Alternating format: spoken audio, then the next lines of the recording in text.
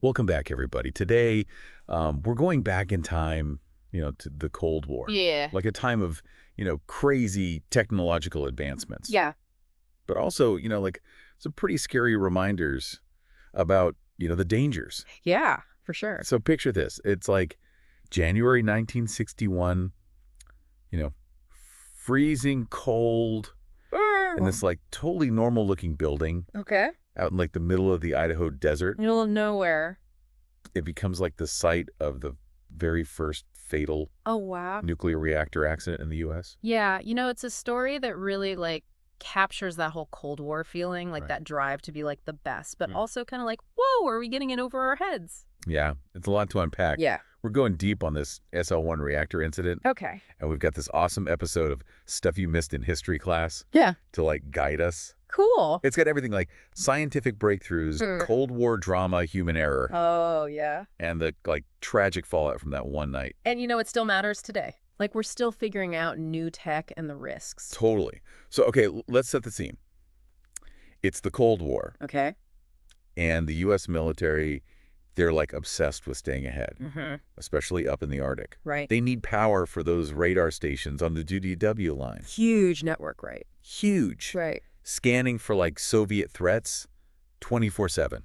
Intense. So that's where the SL-1 comes in. It was supposed to be like this compact, efficient power plant, Yeah. super reliable, for like the toughest environment. Makes sense. And they built it at the National Reactor Testing Station. In Idaho. Yeah, in Idaho. It was already like a hotbed for nuclear projects.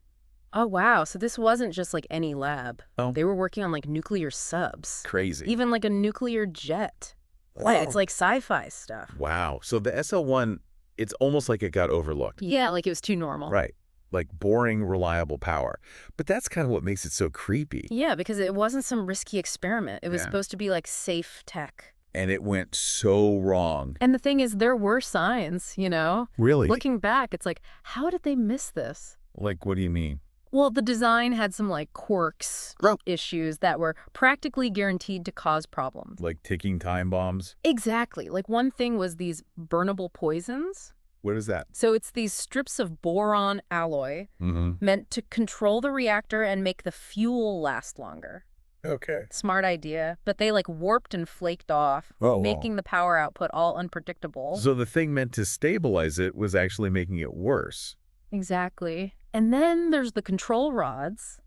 The what? They control the nuclear reaction, right? Oh, But goodness. these ones, they kept getting stuck. Wait, so the on-off switch for the whole thing could just jam? Yeah, it happened all the time, and it got worse as the reactor got older. That's terrifying. Like it was trying to warn them. Totally. And Now- then you've got the crew operating this thing. These guys weren't nuclear engineers, were they? Nope. Hmm. Just regular guys. John Burns, Richard McKinley. And it was their job to restart this thing after the holidays. Yep, on January 3rd, 1961. Wow. And it wasn't just like flipping a switch, right? Oh, no. It was this whole complicated procedure Really? described as like fiddly and inexact, even for experts. So you've got these guys working with this volatile reactor, Mm-hmm. following a procedure that's like super easy to mess up. Recipe for disaster. And that's what it was. Sadly, yeah. So what happened? Take us through that night. Well, it all comes down to that main control rod. The sticky one? Yep.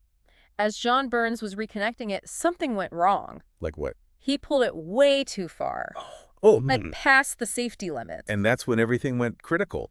Yeah, it caused a prompt criticality. What's that? It's like a sudden explosive chain reaction. Oh, wow. And that 26,000-pound reactor, That's huge. I know, right? It flew 9 feet in the air. 9 feet. Yeah, the force was unbelievable. Wow. All the water in the reactor vaporized instantly, Oh, gee. creating this massive shock wave. And that was it for those guys. Yeah, in those milliseconds, their fate was sealed. So then what? How did anyone even know something happened? Well, the alarms went off, obviously. Right. But from the outside, the building looked fine. Really? Yeah, just some steam coming out of a vent. So devastating inside, but normal on the outside. Exactly, like a Yeah. hidden disaster. Wow. So the first responders, they had no idea. At first, they thought it was routine. Oh, no. But then their detectors started going crazy. Like they were picking up the radiation. Yeah, especially as they got closer to the reactor room. The readings were off the charts. It's like this invisible threat, you know? Exactly. And it was everywhere. It's scary to think they thought it was no big deal at first. I know, right? But then they got a dose of reality? Yeah, those readings were terrifying. So what could they even do? Who could handle something like that? They had to call in the experts. Like who? The health physicists. They're the ones who understand radiation. They had to guide the rescue efforts. It must have taken so much courage to go in there. Oh, absolutely. They knew the risks. They were the real heroes. Working in those conditions, though? I can't imagine. Like, what was it actually like in that reactor room? Total chaos, wet debris everywhere. Yeah. Their masks kept fogging up. From the steam? Yeah, and the radiation levels were so high they could only work in, like, short bursts. Really? How short are we talking? Sometimes just a minute at a time. A minute, that's hardly any time. It was a race against time. And an invisible enemy. Yeah, sadly they were too late for two of the men. Oh, no. John Burns and Richard Lillay, they were already gone. It's awful to think about what those last moments must have been like. Yeah, they found Richard McKinley alive. Oh, wow. But he was in bad shape and died a few hours later.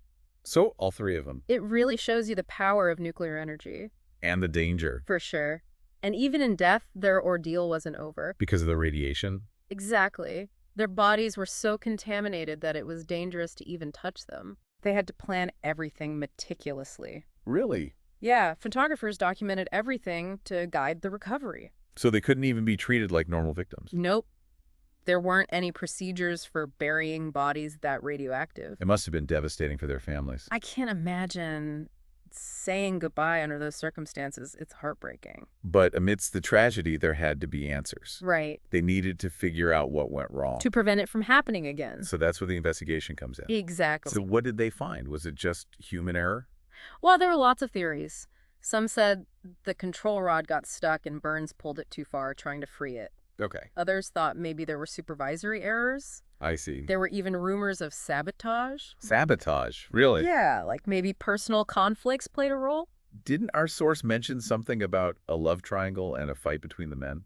Yeah, but that doesn't really explain the technical failures. True. The investigation ultimately found flaws in the reactor's design and the safety procedures. So it wasn't just one thing. It was a combination of factors. A perfect storm. Exactly. The SL-1 with its sticky control rods and those unpredictable, burnable poisons, it was an accident waiting to happen. Wow. And they didn't have clear protocols for emergencies. Especially with all that radiation. Right, so it just made everything worse. It sounds like the whole nuclear industry had a lot to learn about safety. It was a wake-up call for sure. So did anything actually change after the SL-1 incident? Oh, yeah. It was a turning point for nuclear safety. What kind of changes? Well, one of the biggest was the one-stuck rod rule.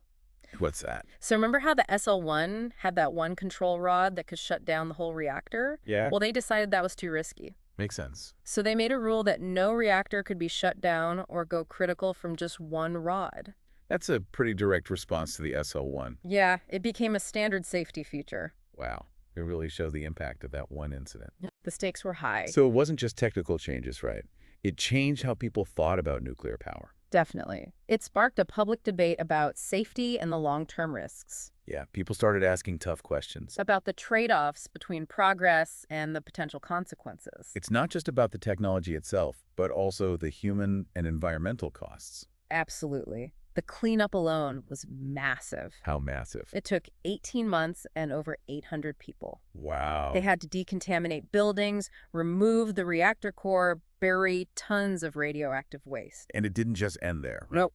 The SL-1 site was a problem for decades. Really? They had to do more cleanup in the 90s, and the EPA still monitors it. It's like the consequences never really go away. The SL-1 incident is a powerful reminder of that. It makes you think about how this one event shaped our understanding of nuclear safety. Yeah, and what we can learn from it for other technologies that have similar risks. Because there are a lot of them out there. That's a great question, and it's definitely worth thinking about. The SL-1 incident wasn't just a historical event. It changed how we think about innovation and managing risk. Yeah, like what are the risks we're willing to take? And how do we balance the benefits of a technology with the potential downsides? Tough questions. No easy answers. But the SL-1 reminds us that we can't be complacent. Especially with something as powerful as nuclear technology. Even small mistakes can have huge consequences. It's kind of wild to think about, an accident from like 60 years ago still being relevant. Yeah, it really makes you think about how much we've learned from SL1. Right. Like, have we really? Well, I think the SL1 incident forced some big changes. Mm. Like the nuclear industry had to get serious about safety, Yeah. but it also showed us that you can never completely eliminate risk. Especially with something like nuclear power. Exactly. So where does that leave us today? Are we any better at handling a nuclear accident than in 1961? I think we've come a long way, for sure. Like, how so? Well, there are way more regulations now. The safety standards are stricter, and the emergency plans are much more detailed. That makes sense. Plus, SL1 really pushed research into reactor safety. Oh, yeah. So now we have safer designs and stronger containment structures. So basically, we're less likely to see another SL1. The chances are much lower. Mm. But you have to remember, any system can fail. Right. And with nuclear tech, even a small failure can be devastating. So we can't let our guard down. Exactly. We can't get complacent. We have to keep learning from the past, investing in research, and making sure safety is the top priority. For the whole nuclear industry. Yeah, absolutely. You know, it's interesting because SL1, it wasn't just about nuclear power. What do you mean? Well, it's like a cautionary tale for any new technology that has big risks. Oh, I see. Like AI or genetic engineering? Exactly. It's about ethics and thinking about consequences. And not just following the rules, but really taking responsibility. Right. Asking tough questions and being willing to learn from mistakes. SL1 reminds us that progress isn't always a good thing. Yeah. It can be dangerous, and there are ethical questions, too. It's a lot to consider. Yeah, it's up to us to be smart about how we use technology. To protect ourselves and the planet. Exactly. So as we wrap up this deep dive into the SL1 incident, it's clear that this wasn't just some random event. Yeah. It's about human ambition and the power of technology. And the things that can happen when we push too far. Right. So what did you guys think? What stuck with you? Yeah, head over to our website or our social media and let us know.